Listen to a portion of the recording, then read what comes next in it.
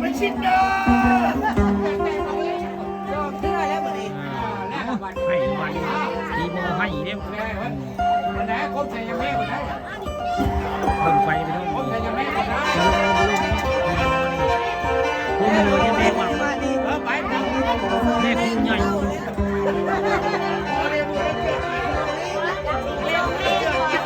ก็จะได้ เอา สอง ลงเองแล้วสักตีสิ่งระเบิดเครื่อง โอ้โหเสื้อเกี่ยวหมูมาทางแรกอ่ะ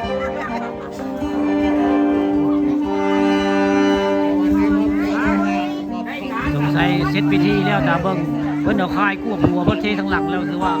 เสร็จพิธีขึ้นโมว่าไง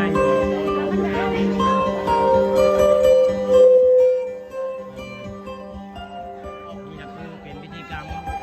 มีคุณพีโมบ้านนางตำบลนาตาลนั่นเองอันหมู่กองโมแคนก็เสียแต่เสียให้พีโมลงมาดีคนยังเห็นยังโตอยู่ยังไม่หวังมันยังทำพิธีอยู่นะยังไม่หวังก็ยังอยู่ในค่ายอยู่นี่แหละประเพณีสืบสานวัฒนธรรมคนอีสานบ้านเฮาได้หมู่มดจะเกิดได้อันนี้พิธีกรรมพีโมภาคอีสานคนไทยได้นับถือศาสนาพุทธต้อง